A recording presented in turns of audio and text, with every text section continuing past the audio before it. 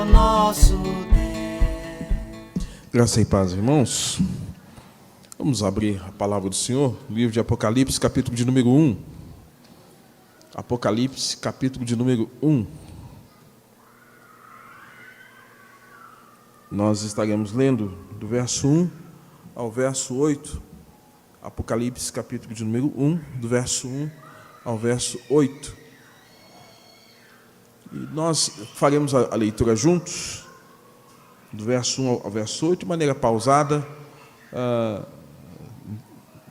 entendendo o que o Senhor tem para nos falar por meio desse texto. Leiamos juntos.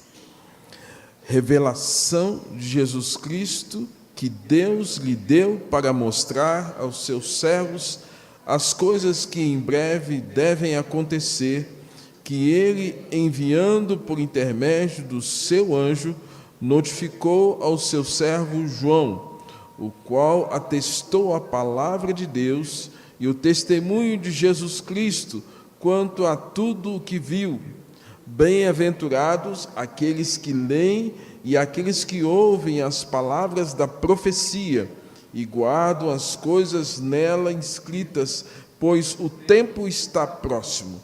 João, às 7 igrejas que se encontram na Ásia, graça e paz a vós outros, da parte daquele que é, que era e que há de vir, da parte dos 7 Espíritos que se acham diante do seu trono, e da parte de Jesus Cristo, a fiel testemunha, primogênito dos mortos e o soberano dos reis da terra, aquele que nos ama e pelo seu sangue nos libertou dos nossos pecados e nos constituiu reino, sacerdotes para o seu Deus e Pai. A ele a glória e o domínio pelos séculos dos séculos. Amém. Eis que vem com as nuvens, e todo olho o verá, até quantos o transpassaram, e todas as tribos da terra se lamentarão sobre ele. Certamente. Amém. Eu sou o Alfa e o Ômega, diz o Senhor, Deus, aquele que é, que era e que há de vir, o Todo-Poderoso. Pai Santo, mais uma vez recorremos à Tua graça, compaixão e misericórdia para abrir os nossos ouvidos e corações, para que possamos, ó Deus, entender a Tua palavra. Ó Deus, uma vez que a fé é produzida em nós, à medida que nós ouvimos as Escrituras Sagradas. Ó Deus, e nós te damos graças e te bendizemos por esse meio pelo qual o Senhor possibilita que nós possamos, ó Deus, sermos nutridos, fortalecidos, encorajados e salvos, mediante o poder da Tua palavra. Ó Deus, usa o Teu servo, ó Deus, na fragilidade, ó Deus, bem como nas limitações, porque sabemos que a glória e a honra pertencem ao Senhor. Ó Deus, assim oramos em nome de Jesus. Amém, Senhor. Irmãos, tema, uma pergunta. Jesus, quem é este? Jesus, quem é este? Por vezes eu cito aqui um livro composto por John Bunyan, O Peregrino. O livro Peregrino é uma ficção, uma fantasia que descreve a trajetória do peregrino ou do cristão. Quantos aqui já pegaram o livro, já tiveram acesso? Por favor, só para eu ter ideia aqui. Alguns irmãos, talvez os mais antigos aí, tenham tido acesso, mais antigo, né? Olha só, estou chamando vocês de velho, viu? Mas é isso mesmo, é uma geração um pouco mais atrás que teve acesso com muita facilidade a esse livro, O Peregrino, autor John Bunyan. John Bunyan nasceu em 1628, na Inglaterra. Seu pai era um funileiro, mexia com ferro, com latões, lata, enfim. E ele foi levado ao cristianismo através da sua esposa. Ele não era cristão, a esposa era cristã e evangelizou o próprio marido. Fez bem, sábia, né? E depois de batizado, ele começou a pregar o evangelho, mas a pregação dele foi tão contundente, e na Inglaterra havia, de fato, bem como Inglaterra, Escócia, a autorização do parlamento ou não para que se pregasse. Não era como aqui as pessoas têm uma facilidade para pregar. Lá tinha que ter a autorização do parlamento para pregar o evangelho. E algumas pregações, até a despeito de não serem autorizadas, alguns pregadores não eram autorizados. Além disso, a gente sabe que a pregação, ela é um momento em que nós somos postos na parede. Não tem como nós ouvirmos a palavra de Deus e permanecermos da mesma forma. O evangelho sempre vai nos deixar em uma condição de desconforto, porque vai sempre mexer com alguma coisa em nós que não está legal, que não está bem, e, sobretudo, a presença do pecado, as influências do pecado na nossa vida, do mundo, da carne, de Satanás, as tentações. Ou seja, o evangelho nunca vai deixar o pecador em estado de conforto. Ele vai sempre nos colocar contra a parede. E a pregação de John Bunyan era assim. Ele falava e anunciava a palavra de Deus, e, de alguma forma, aquilo também trazia um certo incômodo, e por conta disso John Bunyan foi preso, e ele ficou preso cerca de 12 anos. Pensa aqui comigo, 12 anos preso simplesmente por pregar o evangelho. Ele não tinha feito nenhum tipo de crime contra o Estado, crime contra pessoas, lesa pátria, absolutamente nada disso, apenas porque pregava a palavra de Deus, né? E, irmãos, John Bunyan, então, nesse tempo que Deus permitiu que ele passasse por isso, também ele não tornou esse tempo improdutivo. Foi nesse momento que ele escreve, então, um livro chamado O Peregrino. O Peregrino, então, é composto nesse tempo de prisão, tal qual nós temos o apóstolo Paulo preso por muito tempo em Roma, e foi na prisão que Paulo escreveu as 14 cartas. Todas as cartas paulinas foram escritas praticamente no contexto de prisão. Então, esses servos de Deus não perderam a oportunidade ou para pensar nas coisas de Deus, ou para reproduzirem algum conteúdo que abençoasse a vida de outras pessoas. No caso de Paulo, nós temos hoje aqui em mãos 14 epístolas que foram escritas por Paulo, e elas são bênção na nossa vida, escritas para igrejas, contextos de pessoas, e são bênção para a nossa vida. E no caso de John Bunyan, aquilo que ele escreveu trouxe grande benefício para os cristãos. Interessante que o livro O Peregrino é um dos mais lidos depois da Bíblia. Talvez a nossa geração, que é uma geração que lê muito pouco, talvez não esteja se enquadrando dentro desse crescimento da leitura do texto de John Bunyan. Eu me lembro que, quando menino, as nossas igrejas elas davam de presente o livro O Peregrino para pessoas que às vezes tinham um grande número de frequência na escola bíblica, ou que recitavam um texto, ou que memorizavam alguma expressão das Escrituras, enfim, eram presenteadas com o livro de John Bunyan. Portanto, irmãos, no livro, o que o livro fala? O livro fala, como uma ficção, que esse peregrino é alguém que está nessa trajetória. Esse peregrino somos nós, é o homem, a mulher, é o pecador, que está nessa trajetória e que, de alguma forma, está em busca de algum sentido para a própria existência. E que são muitas as opções que se tem no meio do caminho, para que se encontre algum tipo de sentido. E esse peregrino, ele passa por tribulação, ele passa pelos pântanos, e ele chama aqui de pântano do desânimo. É aquele momento que o peregrino ele tem enfrentamentos diversos, que a motivação, o sentido da vida vai se perdendo, e ele entra num pântano do desânimo. Fala também sobre o fardo. O peregrino carrega um fardo pesado, e por toda essa caminhada dele, ele carrega esse fardo sobre os seus ombros de maneira dificultosa. O peregrino passa por tentações, ou seja, ele se depara com uma porta larga, com uma porta estreita. O peregrino fala acerca do monte da dificuldade, do monte da humilhação, bem como do vale da sombra da morte. John Bunyan faz nessa metáfora que esse peregrino caminha por isso. E um dos momentos mais incríveis na trajetória do peregrino, queridos irmãos, é quando o peregrino ele encontra um personagem, ele encontra o que ele chama de fiel. E desse encontro com o fiel, na sua jornada, o peregrino então tropeça e cai. E quando ele está ali caído num estado de fragilidade, o fiel estende a mão e coloca o peregrino de pé e convida o peregrino a caminhar com ele. A metáfora que John Bunyan traz aqui, irmãos, é exatamente o momento em que o pecador encontra-se com aquele que é fiel, e esse fiel é Cristo. E aí, unido em Cristo, unido com Cristo, o peregrino agora vai ter uma jornada com a presença de Deus. Ele não vai ter uma jornada solitária, ou aquela jornada onde vários estímulos que vão no meio do caminho, tentando tirá-lo do foco em rumo à cidade celestial, à cidade das luzes.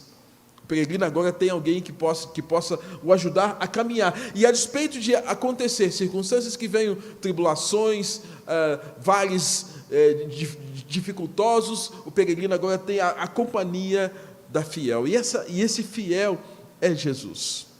Portanto, irmãos, quando nós olhamos essa metáfora aqui de John Bunyan, ele quer falar o seguinte, que o peregrino ele teve que tropeçar. O tropeço do peregrino é comparado com o que Paulo vai ensinar para nós em Romanos capítulo de número 9, verso 33, quando Paulo, falando à nação de Israel, ele fala assim: eis que põe em Sião uma pedra de tropeço, rocha de escândalo, e aquele que nela crê não será confundido. O peregrino tropeça nessa pedra. Interessante, que todo homem, quando se depara com Jesus, é confrontado com seus pecados, é confrontado com as suas falhas, é confrontado com as suas limitações. Caído, o peregrino não tem outro recurso senão entender que há uma mão estendida para tirá-lo daquele momento de queda. E tal qual, irmãos, cada um de nós, o homem não tem como salvar-se, se não houver uma mão estendida sobre ele, a mão da graça, a mão da misericórdia, a mão da compaixão, a mão do amor de Deus por meio de Jesus, para tirar-nos dessa condição de queda, de estarmos caídos. Mas, ao mesmo tempo, há muitos que são como esse peregrino, que o Evangelho é como esse Cristo que está estendendo as mãos, mas eles não aceitam. Então, aquilo que deveria ser um momento de glória, de graça, de transformação, se torna uma pedra de tropeço. Então, é por isso que Paulo está dizendo aqui, eis que põe-se uma pedra de tropeço, rocha de escândalo. Quem nela crê não será confundido. Então, na metáfora do peregrino, irmãos, a ideia é essa: o homem não tem como salvar-se, não tem como ter justiça própria, ele não tem como se colocar de pé sozinho, ele precisa da mão da graça, da misericórdia, do amor de Cristo para estendido sobre ele. Daí a causa do tropeço. Quando alguém se defronta com Cristo, ou recebe a graça salvadora, que é a mão de Cristo estendida ao pecador caído, ou este homem permanece caído naquela condição. Então, aquela pedra que é Cristo se tornou pedra de tropeço, pedra de escândalo, rocha de ofensa. Portanto, irmão, Jesus é essa rocha de escândalo para os judeus, mas também para todos os que nele não creem, porque os judeus estavam naquela concepção de que eles tinham a herança da linhagem de Abraão, mas não precisavam confiar em Cristo. Então, Cristo se tornou para esses judeus uma pedra de tropeço, porque eles não reconhecem o messianismo, a divindade de Cristo. E aí nós estamos às vésperas de nos lembrarmos do Natal. Nós temos muitas pessoas no contexto de hoje que também olham para Cristo e, tal qual aqueles judeus, não reconhecem a sua divindade, não reconhecem o seu messianismo, não reconhecem o seu poder salvífico. E aí Jesus se torna para esses, como para aqueles judeus, pedra de tropeço, rocha de ofensa. Para os que creem, ele é a pedra angular, pedra fundamental, a pedra preciosa. Para esses, Cristo é a salvação. Portanto, a cruz de Cristo, ela destrói qualquer mérito humano ou justiça própria. Por esse motivo, o pecador, o homem, se ofende, pois nada o credencia para a salvação, a não ser essa pedra. pedra fundamental, pedra angular. Caso contrário, Cristo, o Evangelho, vai se tornar para o pecador pedra de ofensa, pedra de tropeço, tal qual, na metáfora de Obúnio, o peregrino caído. E há muitos peregrinos que permanecem nesse estado de queda, e que, a despeito da oportunidade que Deus tem nos dado, irmãos, para ouvirmos o Evangelho, alguns ainda têm resistido à palavra do Senhor. O que tudo isso tem a ver com a Bíblia, com o texto que lemos? O último livro da Bíblia, Apocalipse, é o livro das revelações de Jesus. Não fala apenas do que estava por vir a partir do ano 95, quando provavelmente João tenha recebido a revelação de Jesus ali na ilha de Patmos. Mas o livro, ele quer nos apresentar essa pedra, não como pedra de tropeço, mas quer nos apresentar a pedra fundamental. E aí, o livro de Apocalipse, mais do que falar de coisas que estão por acontecer, que vão acontecer, acerca da escatologia dos tempos do fim, dos últimos dias, muito mais que isso, o livro de Apocalipse quer nos apresentar esse que é a pedra fundamental, a pedra angular. Quando nós olhamos para o livro, ele tem uma mensagem, e a fonte da mensagem tem a ver com a mensagem do Pai para o Filho, a mensagem do Filho para o anjo e a mensagem do anjo para o homem. Isso nós temos no capítulo de número 1, verso 1. Nós temos também no livro a promessa da mensagem que nos apresenta que bem-aventurado haveriam de ser, ou seja, felizes aqueles que seriam pessoas que ouvissem, que lessem e que retivessem, que obedecessem a palavra da profecia. E se nós observarmos no sermão da montanha, Mateus capítulo 5, nas mais variadas circunstâncias que nós temos ali, das bem-aventuranças, que fala, feliz aquele que, essa é mais uma das bem-aventuranças, como também no Salmos 84, no Velho Testamento, nós temos a descrição também de uma das bem-aventuranças. E aqui, irmãos, nós temos no livro de Apocalipse, o livro das revelações, uma descrição dessa bem-aventurança. Bem-aventurados aqueles que leem e obedecem. É bem-aventurado quem lê e quem obedece, porque esse texto, as Escrituras Sagradas, Biblion, Velho Testamento e Novo Testamento, vai ter como cerne a pessoa de Jesus. É por isso que nós entendemos que nós não precisamos de outra revelação. A revelação do Evangelho já nos foi dada. Alguns estão assim, puxa vida, eu preciso ir numa profetisa ou num profeta para ouvir uma revelação, para ter uma profecia. Meus irmãos, toda a profecia já está aqui, toda a revelação já nos foi dada, precisamos conhecê-la, precisamos ler esse livro.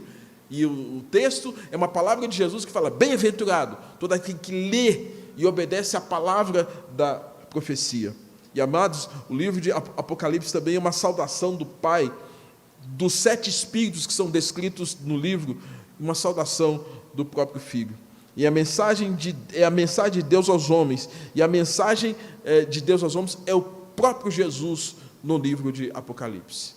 Portanto, o livro de Apocalipse vem responder a uma pergunta, e a pergunta é, quem é este? Quem é este? Quem era essa pedra que o peregrino se deparou com ela? Quem era esse fiel na descrição da metáfora de John Bunyan? Quem é este? Quem é este? Mateus capítulo de número 8, verso de número 23 a 27, quando Jesus intervém na criação, nos ventos, no mar, no som forte, e faz cessar tudo aquilo, há uma pergunta que ecoa, e a pergunta que ecoou foi, quem é este? Quem é este? O Salmo de número 24, verso 10, traz também essa pergunta, quem é este Rei da Glória, o Senhor dos Exércitos, Ele é o Rei da Glória. Irmãos, nós estamos aí alguns dias de nos lembrarmos do Natal, no mês que nós nos lembramos do Natal, e a pergunta que também temos que fazer é, quem é este? Quem é Jesus para você? Quem tem sido Cristo para você? A palavra Cristo significa ungido. Quem é Cristo para você? Quem é Cristo para nós? Quem é Cristo para a igreja contemporânea? Quem é este? A pergunta ecoa. Foi feita lá no Velho Testamento, foi feita nos dias de Jesus, com seus discípulos. Quem é este? E talvez nós precisemos observar essa pergunta e entender também as respostas que as Escrituras nos apresentam sobre quem é este, quem é essa pedra, quem é essa pedra angular, quem é essa pedra fundamental, quem é esse Jesus, quem é Ele? De maneira breve, irmãos, fazendo uma breve exposição, o livro de Apocalipse vai nos apresentar, portanto, quem é este, e vai nos informar coisas preciosas acerca de quem é este. Primeiro, ele vai dizer quem é este, e ele vai dizer para nós, a partir do verso de número 4, João, as 7 igrejas que se encontram na Ásia, graça e paz a vós outros, da parte daquele que era, que é e que há de vir. Quem é este? Este é o Cristo do passado, do presente e do futuro. Este é o Cristo eterno. A Ele nós rendemos toda a glória, todo o louvor, nós bendizemos o nome. Este é o Cristo eterno. Este é o Cristo que se revela a nós. Esse Cristo que se revelou aos homens do primeiro século. Esse Cristo estava presente no início, em Gênesis, capítulo de número 2, verso de número 26, façamos o homem à nossa imagem e semelhança. Este é o Cristo que estava entre nós. E este é o Cristo que está entre nós hoje. Este é o Cristo que, se nós partirmos dessa vida hoje, amanhã Ele estará, seguido a isso, estará presente, conduzindo a história, como sempre conduziu. Jesus Cristo é este, que era, que é e que há de vir. Ele é o eterno. Quem é este? Esse Jesus é a fiel testemunha, diz o texto, e da parte de Jesus Cristo, a fiel testemunha, ele é o modelo de testemunho que apresenta Deus aos homens. Quer ver um modelo de perfeição que apresenta Deus aos homens? Quando nós olhamos para os sacerdotes do Velho Testamento, os patriarcas, os reis, a despeito de eles prefigurarem a pessoa de Cristo, como Moisés, como um tipo de um libertador, mas ele não era o Cristo, ele não era fiel testemunha. Quando olhamos para o reinado de Davi, Davi não era o rei perfeito. Quando nós olhamos para Samuel e tantos outros sacerdotes que serviram no contexto do Velho Testamento, nenhum deles. É por isso que a descrição ela aponta de maneira clara. Ele é a fiel testemunha. Testemunha de quê? Lembrando que a palavra testemunha significa mártir. Na língua grega, o mártir, ele que pagou o preço com a sua própria vida para mostrar quem é o Pai. Portanto, Jesus, irmãos, é esse que é apresentado aqui como uma fiel testemunha. Ele é o modelo de evangelização. Porque quando Jesus comunica a sua palavra, e comunicava a sua palavra lá no contexto do Novo Testamento, as pessoas ficavam encantadas, impressionadas com a sua palavra. Ele ensina como quem tem autoridade. Quem é este? A fiel testemunha, que sem vacilar, sem desequilibrar ou desviar para a direita ou para a esquerda, ele mantém firme a maneira como revela quem é o Pai. Ele não titubeia, ele é perfeito. Quando tentado, ele não sucumbe à tentação. Quando exposto ao ridículo, à maldade e bem como à violência, a despeito disso, ele não deixa de revelar quem é o Pai. Quando se sente abandonado, chega a dizer: Deus meu, por que me desamparaste? Mas ele sabe que aquele abandono do Pai seria temporário. Jesus é esse, irmãos, que honra o Pai o tempo todo. A Ele deve-se a honra. É por isso que na tentação, na provação, na cruz, em momento algum, Jesus deixou de revelar quem era o Pai. Por isso que Ele é fiel testemunha. Ele prega com a sua vida, Ele prega com a sua palavra, Ele tem autoridade. É por isso, irmãos, que nós temos que fazer a pergunta para nós mesmos. Estamos aí alguns dias para encerrar esse ano. Será que nós temos tido esse mesmo empenho, uma vez que as Escrituras nos ensinam em Atos 1,8, mas recebereis poder ao descer sobre vós o Espírito Santo e sereis minhas testemunhas? Será que nós temos tido esse vigor para testemunhar de Cristo, de falar do amor dEle, da palavra dEle? Sabemos das nossas fragilidades, mas o nosso Deus diz que nos capacitaria com o Espírito Santo para que nós dessemos testemunho acerca de quem é Deus. E num contexto onde, na vida contemporânea, muitos se dizem ateus, a importância, irmão, de você e eu olharmos para Cristo e observarmos o que Ele fala com seus discípulos: permaneçam em Jerusalém até que do alto vocês sejam revestidos de poder. E aí em Atos 1,8 ele fala: olha, mas vocês vão receber poder para serem minhas testemunhas. Quem é este? Este é o primogênito dos mortos, é o primeiro entre os mortos, é o primeiro a ressuscitar de entre os mortos. Ele ressuscitou, ele venceu a morte. Quem é este? Esse Cristo que você vem cultuar, que você abre a Bíblia, ele está vivo e presente, ele ressuscitou. E no primeiro dia da semana, quando as mulheres foram ali ao túmulo para cuidar do corpo de Jesus, para tratar do corpo de Jesus, o anjo diz: ele não está mais aqui, ele ressuscitou. É por isso que nós cremos no poder da ressurreição. E Cristo estando vivo, Cristo vivo, significa que ele nos dá vida, nós podemos ter vida nele. Quem é este? Este é o primogênito de entre os mortos, o primeiro que ressurgiu entre os mortos. É por isso que o apóstolo Paulo, ele trata até em tom jocoso, na primeira epístola, capítulo 15, ele fala: morte, onde está, a morte, a tua vitória? Onde está, a morte, o teu aguilhão? Porque ele zomba da morte, porque o Deus dele, o Cristo dele, havia vencido a morte. Nós estamos vivendo esse tempo de pandemia, e como certamente é fato que ninguém quer morrer, mas como a morte rondou as nossas portas, e nós vimos as pessoas apavoradas, com medo da morte. Amados, o crente é o único que não precisa ter medo da morte. Você já pensou? Você morrer aqui agora, você acaba aqui, você está no céu. Acaba aqui, você está na glória. Acaba aqui, você está na presença de quem? Acabou. Acabou. Não tem mais morte, não tem mais tristeza, não tem mais angústia. Aí desfrutando da plenitude de Deus, aguardando a ressurreição do corpo, por causa da ressurreição de Jesus. Quem é este? O primogênito de entre os mortos.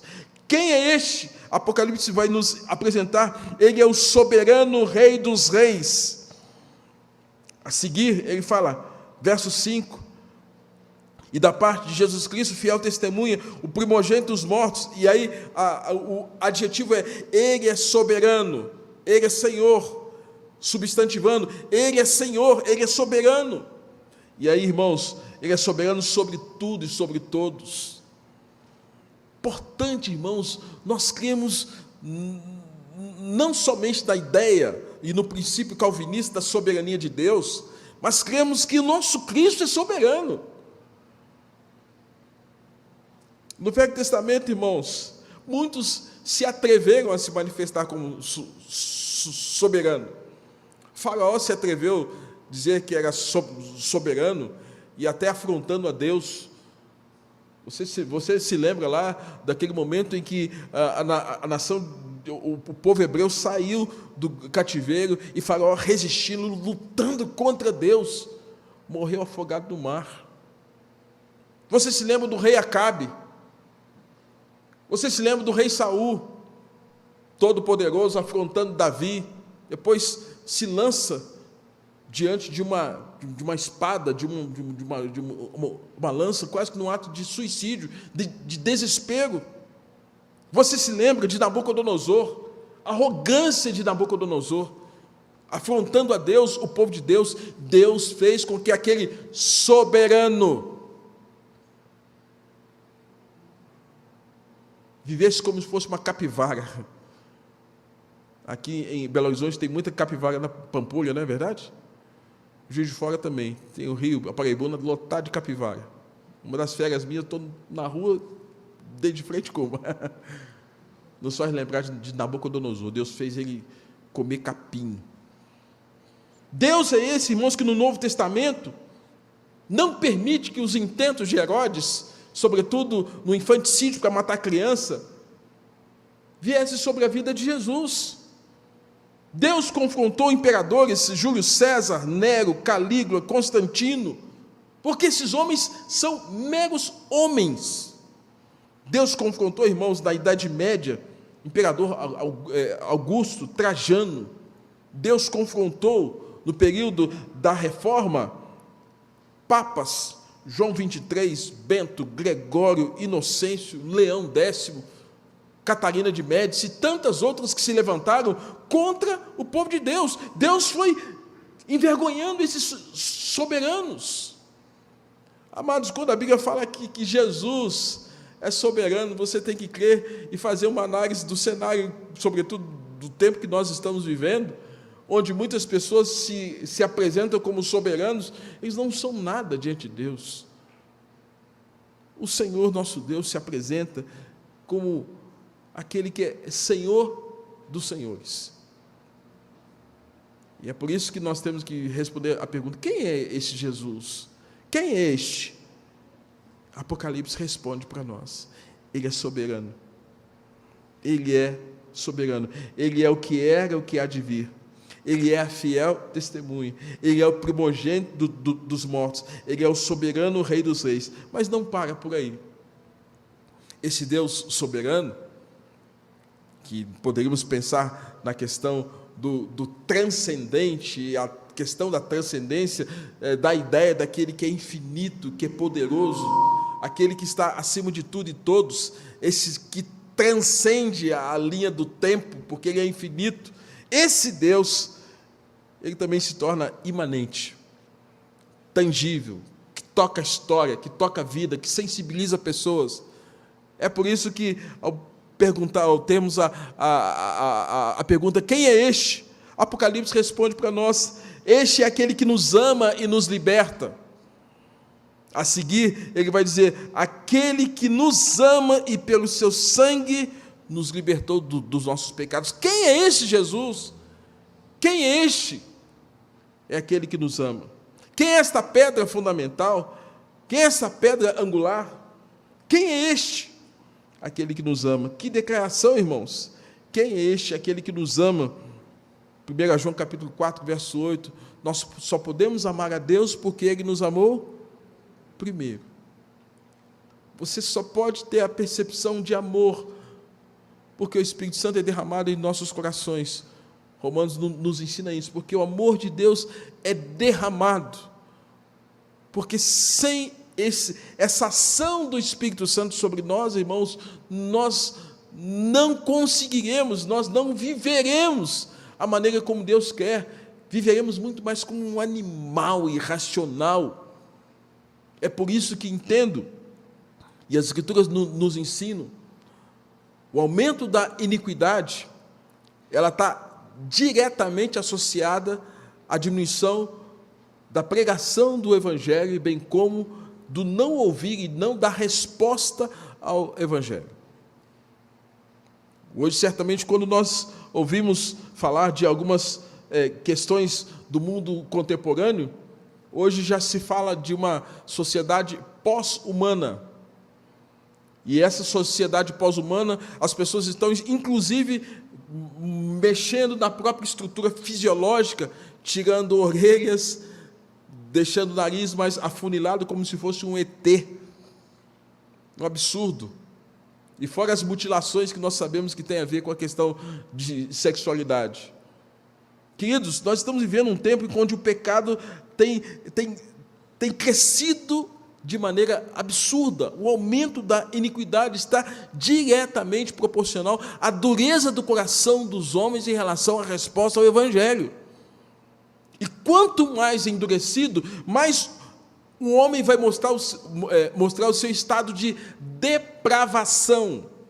E a depravação, primeiro ponto do calvinismo, significa quanto mais o homem se tornar indiferente ao Evangelho, mais duro ele vai ficar às coisas de Deus e mais o pecado vai dominar a vida dele. E por isso, lá no apóstolo, lá em Timóteo, Paulo vai dizer que os homens nos dias finais, nos tempos do fim, nos últimos dias, os homens serão desafeiçoados.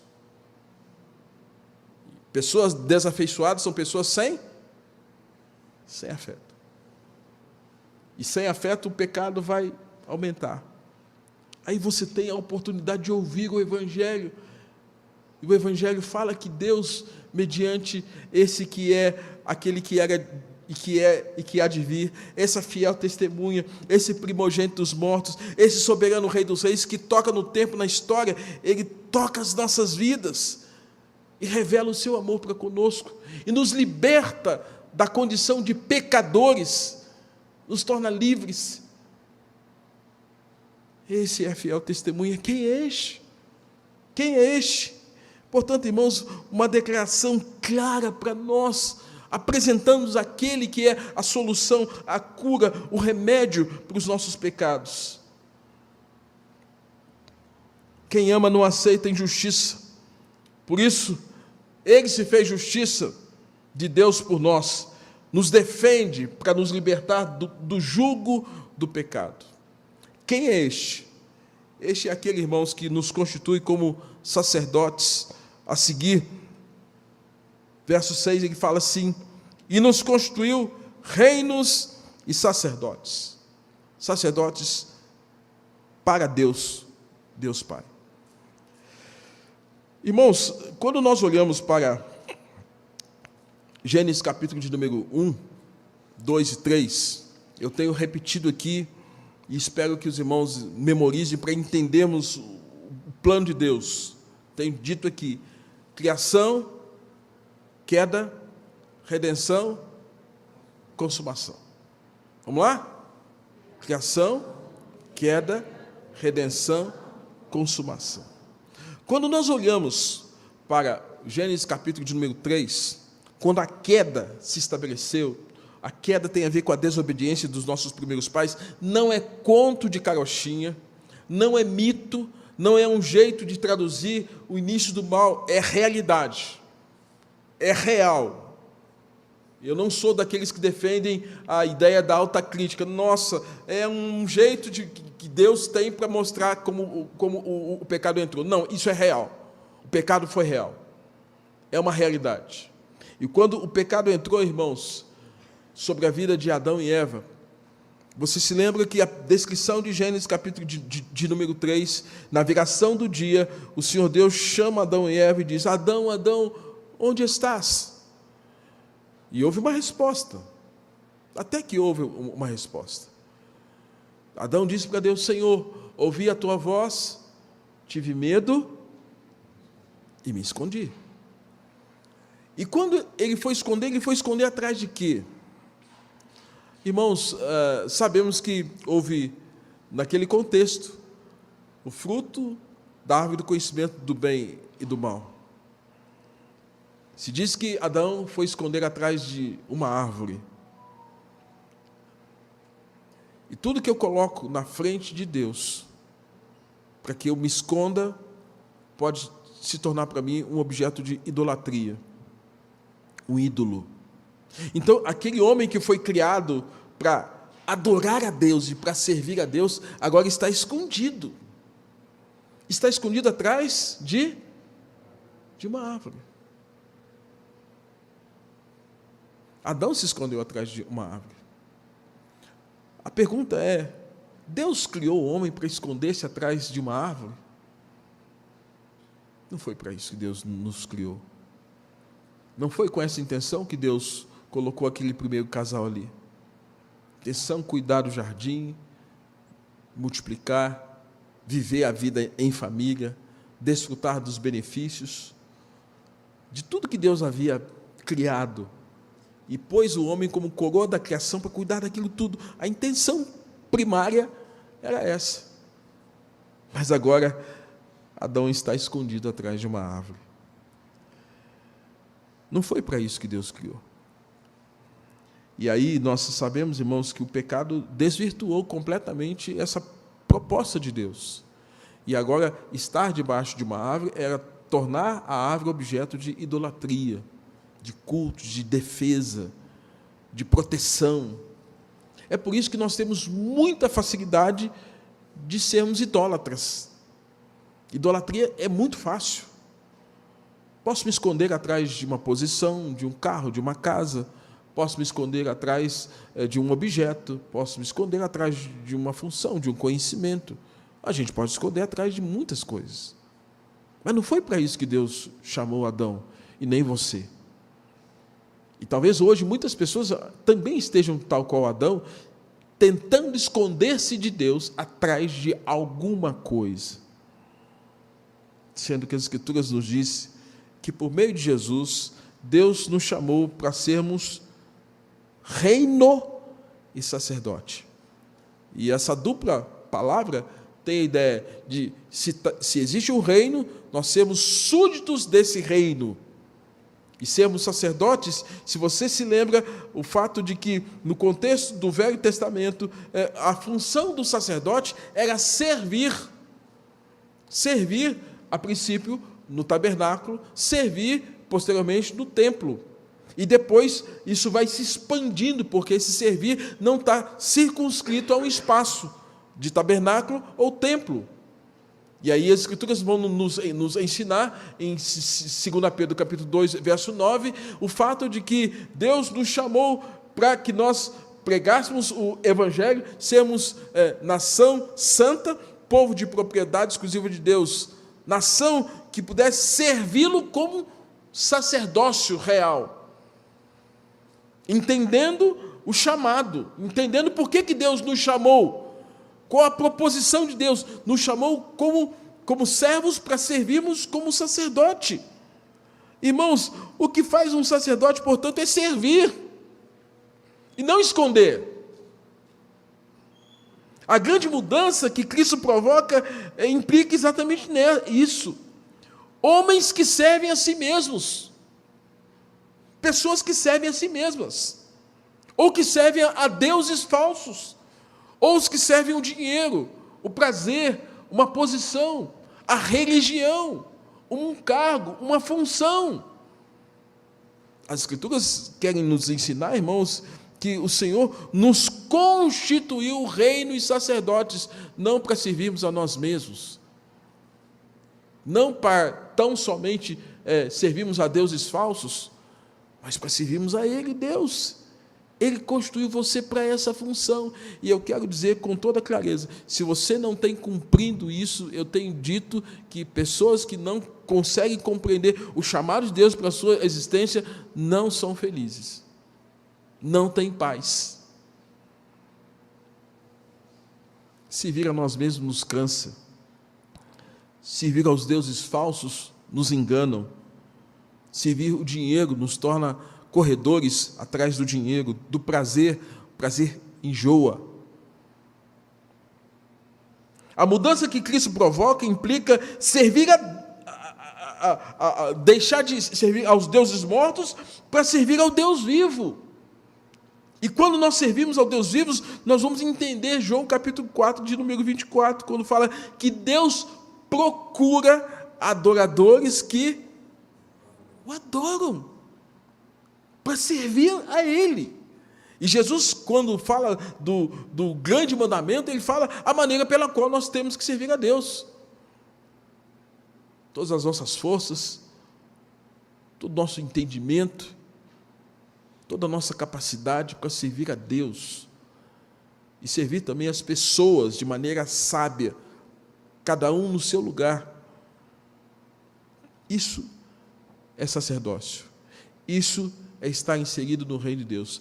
Quem é este Cristo que nós celebramos no Natal, o seu nascimento? É este que nos chama para sermos parte desse sacerdócio. E aí a reforma protestante vem cravar ainda mais a ideia, aquele princípio, mostrando que cada crente é um sacerdote. Então você é um sacerdote. dentro da sua casa, você é um sacerdote na sua escola, no seu trabalho, que agora não existe mais esse clericalismo, dando a ideia de que existe um povo que está mais perto de Deus e um povo que está menos perto de Deus. Não existe mais isso. A reforma protestante rompeu e bateu de frente com esse princípio católico romano, que somente os clérigos tinham uma relação com o divino, com o sagrado. Não! Todo homem justificado em Cristo, salvo por essa graça, ele pode ter comunhão com o Senhor, e pode servir o Senhor, e pode levar a palavra, e pode testemunhar acerca de quem é Deus. Aquele que nos constituiu como sacerdotes. Quem é esse? Quem é esse, irmãos? Aquele que é glorificado. A seguir, no verso de número 6, ele fala assim: nos constituiu sacerdotes para Deus, e a ele a glória e o domínio. Romanos capítulo 11, 33, traz essa mensagem para nós: porque dele, por ele e por meio dele, são todas as coisas.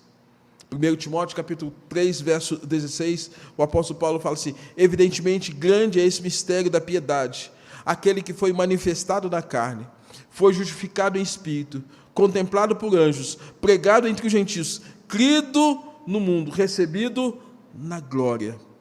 Judas, verso 24, traz para nós a mensagem: aquele que é poderoso para vos guardar de tropeços e para vos apresentar com exultação, imaculados diante de Deus, a único Deus Salvador, mediante Jesus Cristo, Senhor nosso, majestade, império e soberania, antes de todas as coisas, antes de todas as eras, por todos os séculos. Amém. Portanto, a esse Cristo toda glória e toda honra. Nenhuma glória aos homens, mas toda glória a Deus. Toda glória a Deus, toda glória a Cristo. E por fim, irmãos, quem é esse? A seguir, ele fala, verso 7, quem é esse? Aquele que vem, ou aquele que voltará. Eis que vem com as nuvens, e todo olho verá, até quantos o transpassaram. Ou seja, quem é este? É aquele que faz a promessa para nós que vai voltar. Aquele que fez a promessa para os seus discípulos que haveria de voltar. Ele será visto por todos mesmo, todos que o transpassaram. A ideia de todos os que o transpassaram e todos que o negaram, todos quantos causaram violência em Cristo, todos que causaram maus tratos em Cristo, mas também todos que negaram o senhorio de Cristo, que negaram quem Ele é, o seu messianismo, a sua encarnação, o seu governo, a sua interferência de maneira proposital e propositiva na história, para mudar a vida das pessoas, mas aqueles que se mantiveram com corações empedernidos, esses, irmãos, esses haverão de vê-lo e reconhecer, ainda que de maneira tal que não haja mais oportunidade para esses, haverão de reconhecer que Ele é o Senhor. Quem é esse? Esse é aquele que veio como advogado, apresentado na Epístola de João. Temos um advogado junto ao Pai, mas é este aquele que agora Apocalipse vai nos apresentar, que virá como um juiz. Quem é este? É apresentado na configuração do alfabeto da língua grega, como a primeira letra, o alfa, e a última letra, o ômega, dando a ideia de que Ele é o princípio, Ele é o fim. O Evangelho de João fala isso. Quando o Evangelho de João fala, Jesus é o verbo, aquele que estava com Deus. Todas as coisas foram criadas por intermédio dele, e sem ele, nada do que foi feito se fez. Ele está em tudo, na condução da história, na intervenção sobre a vida das pessoas, trabalho, sociedade, família, filhos, tudo. Não há nada que não haja a interferência e as mãos de Deus ou de Cristo sobre a história humana. E, amados, é esse Cristo que muitas vezes nós estamos colocando fora da nossa vida, fora da nossa história. É esse Cristo que muitos estão hoje negando. Esse Cristo que o mundo contemporâneo, por conta das ideologias, tem colocado de fora, inclusive das igrejas. Que vidas têm sido, de alguma forma, influenciadas por isso, que estão colocando Cristo fora das suas vidas. Fora da família, fora do casamento, fora da oração, fora das decisões.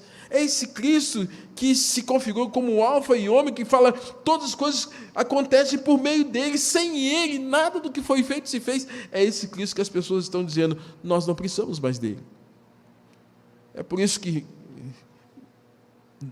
pensando na pergunta, quem é este? Quem é este? É aquele que é o alfa e o ômega, e no capítulo de número 22, verso 20 de Apocalipse, o último capítulo da Bíblia, os últimos versos, também vai falar, certamente venho sem demora. Ele continua fazendo uma promessa. Ele fez a promessa, o nosso Deus fez a promessa que haveria de mandar o Messias, e ele veio, mudou a história.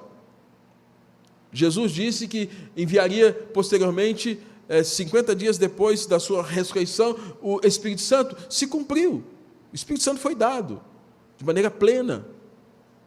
Disse que encheria a vida das pessoas para serem testemunhas em Jerusalém, Judéia, Samaria, até os confins da terra. Isso aconteceu. E a igreja tem caminhado nessa trajetória de confiar nessa promessa e ser alimentado pelas verdades do Evangelho. E ao final do primeiro século ele faz essa consideração, essa ponderação, dizendo, olha, eis que venho sem demora. Nós aguardamos agora a sua vinda. Quem é este? É esse, irmãos, que nos faz essa promessa. Nós aguardamos essa promessa. É por isso que, quando olhamos para um texto como esse, irmãos, nós não temos como olhar para o nosso Deus, exaltando o caráter e a pessoa de Jesus. Exaltando Jesus como o mediador entre Deus e os homens. Ele foi exaltado para ser Senhor, que tem 3 chaves na mão: a chave da morte, a chave do céu e a chave do inferno. A chave da morte para abrir as sepulturas dos homens para a ressurreição. A chave dos céus para abrir o reino do céu para quem quiser, quem receber, quem abrir o coração. A chave do inferno para trancar e condenar de maneira plena todos quantos o negaram, e sobretudo Satanás, naquela prisão. E diante do Senhor, por causa disso, todo joelho há de se dobrar e toda língua há de confessar que Jesus é Senhor. Cristo é exaltado como um príncipe. Deus o exaltou em seu ofício. Deus honrou a Cristo para ser o Salvador. Deus, porém, com a sua destra, o exaltou a príncipe e Salvador. Atos 5:31 fala isso. Quão grandiosa foi essa honra para Cristo. Ela fez os céus se encherem de louvores, de cânticos, dizendo, digno é de tomar o livro, digno é de abrir os selos, porque foste morto e com teu sangue compraste para Deus os que procedem de toda tribo, língua, povo e nação. Deus exaltou Jesus. Quem é este? É esse Cristo exaltado pelo próprio Deus. Deus o exaltou Cristo na sua ascensão. Agora ele está acima dos céus. Deus exaltou a Cristo, irmãos, de maneira tal que o fruto da sua ascensão foi nada mais, nada menos que o derramamento do seu Espírito sobre nós. Atos de número 1:8. Sua ascensão ao céu causou a descida do Espírito Santo em nossos corações. Quando ele subiu às alturas, levou o cativeiro e concedeu dons aos homens. Quem é este? Eis que Deus o exalta, e por causa da exaltação do próprio Deus com a pessoa de Jesus, agora ele distribui sobre nós do seu Espírito. Deus exaltou a Cristo quando o recebeu à sua direita, e nós recitamos no credo apostólico, crê em Deus Pai Todo-Poderoso, Criador dos céus e da terra.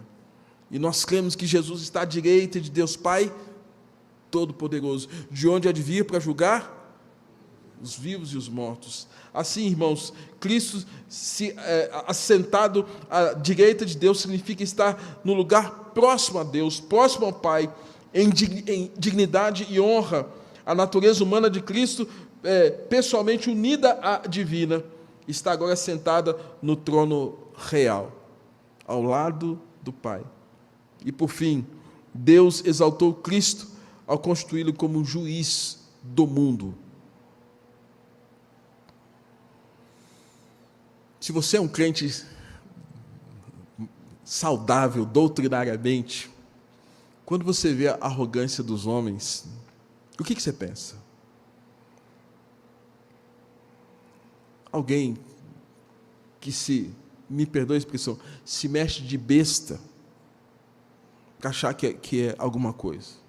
Para a gente que conhece a palavra de Deus, como é que a gente... Há um misto de compaixão, Deus tem misericórdia desse povo, mas também é um misto, olha, vocês vão prestar conta diante de Deus. Vocês vão acertar as contas com Deus. É por isso, irmãos, Deus exaltou Cristo ao constituí-lo juiz de todo mundo. E o Pai a ninguém julga, mas o Filho confiou todo o julgamento. João capítulo 5, 22. No dia do julgamento, Cristo será exaltado sobremaneira, quando vier na glória de seu Pai com os santos anjos. Marcos 8, 38. Ele vestirá as mesmas roupas bordadas de majestade como o Pai e virá com todos os seus anjos. E aquele que foi conduzido ao julgamento por um bando de soldados será servido por um regimento de anjos, milhares e milhares de anjos. Cristo julgará os seus julgadores, julgará Pilatos, que o condenou, julgará Herodes, julgará faraós, julgará pessoas que o ultrajaram. Reis deverão deixar seus tronos e vir até esse julgamento. Essa será a mais alta corte do tribunal de Deus para julgamento que jamais se viu e jamais existiu, onde não haverá nenhum tipo de apelação. Não terá apelação. Ó Senhor!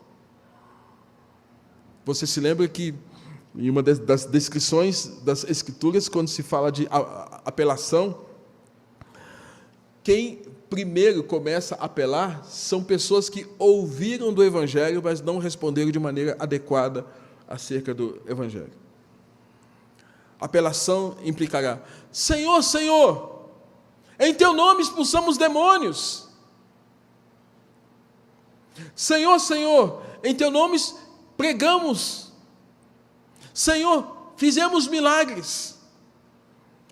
Os que primeiro apelarão será aqueles que, de alguma forma, tiveram algum contato com o Evangelho, mas talvez responderam de maneira inadequada, com interesses próprios acerca do Evangelho.